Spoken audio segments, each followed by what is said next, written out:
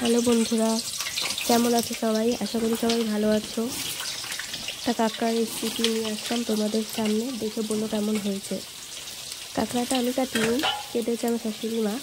রান্নাটা আমি করছি, চলো তোমাদের সাথে শেয়ার করছি কীভাবে করছি। আমি হালকাভাবেই করছি, মশলা খুব বেশি না, কমই।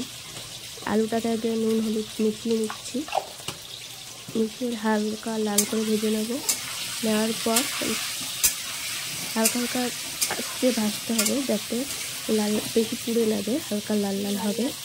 হওয়ার পর তুলে নেব আমি। লাল লাল দেখো ভাজা হয়ে গেছে আমার। এবার এটাকে আমি তুলে নেব।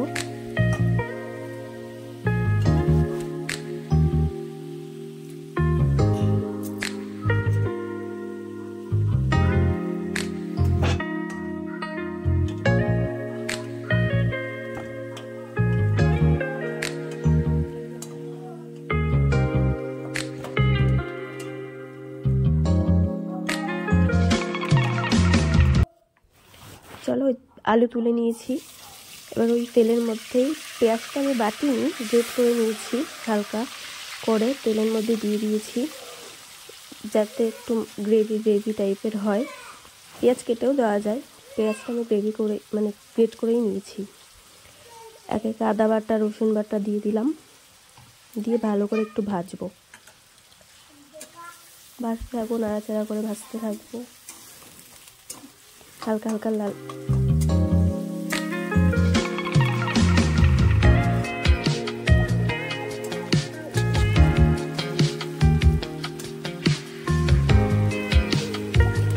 ভাজা হতে থাকবে। তারপর আমি এক লঙ্কার গুঁড়ো দিলাম, কাঁচা লঙ্কা বাটাও দিতে পারো তোমরা চাইলে।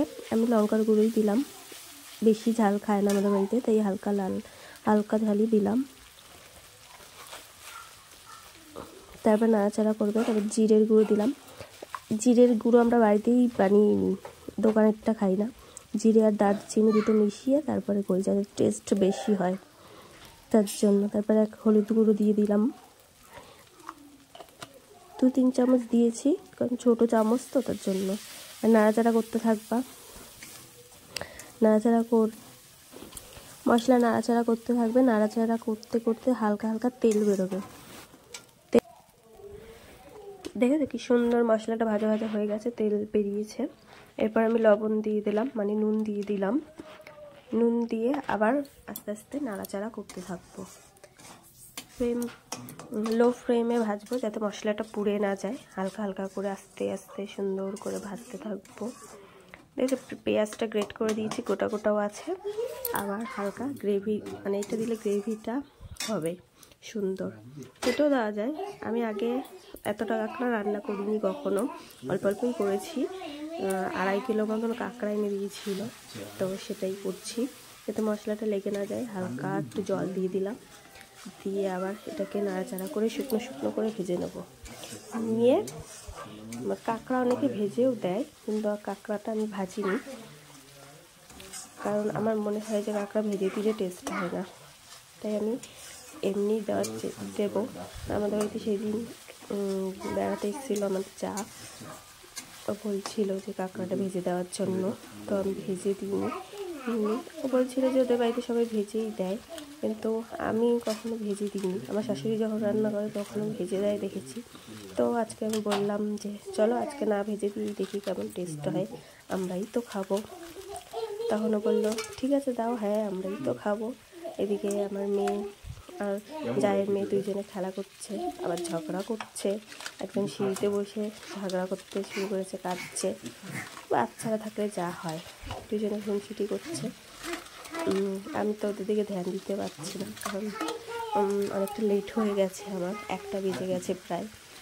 তো ওরা লেটে এসছে, আমিও এক জায়গায় গেছিলাম, তো ওখান দিয়ে এসেই মার কাঁকড়াগুলো কেটে দিয়েছিল, আর আমি রান্নাটা বসিয়ে দিয়েছিলাম গ্যাসে। তো কাঁকড়াটা দিয়ে নিয়েছি, দিয়ে একটু নাড়াচাড়া করে নেবো। নাড়াচাড়া করার পর ভালো করে অনেকক্ষণ ধরেই কষাতে হবে কাঁকড়াটা। এবার আমি একটু লো ফ্লেম থেকে বাড়িয়ে দেবো, দিয়ে যাতে ভালো করে কষা হয়। কাঁকড়া থেকে আবার জলও বেরোয়, তো কষাতে থাকবো অনেকক্ষণ ধরে, নাড়াচাড়া করে কষাতে হবে। কষাতে কষাতে যখন একদম হয়ে যাবে মশলাটা, পেঁয়াজটা কেটে দেওয়া মানে গ্রেট করে দিতে অনেক গ্রেভি হবে, সুন্দর দেখা যাচ্ছে। দেখেছো কালারটা কি সুন্দর হয়েছে, কালারটা দারুণ হয়েছে।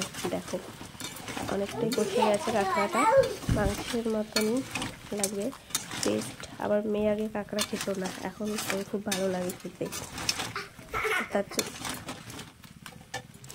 দেখো কষানো হয়ে গেছে ভালো, তো আমি এবার জল দিয়ে দিয়েছি, জল দিয়ে ভালো করে নাড়াচাড়া করে নিচ্ছি, কারণ অনেকটাই টাইম হয়ে গেছে, সবাই খেতে দিতে হবে, বাচ্চাগুলোও রয়েছে। তো নাড়াচাড়া করে অনেকটাই টাইম লেগে গেছে খেতে আমার, মানে রান্না করতে। তো ভিডিওটা যদি ভালো লাগে তোমাদের লাইক অ্যান্ড সাবস্ক্রাইব করে দিও, যাতে আমি ভালো করে ভিডিও বানাতে আরও হই।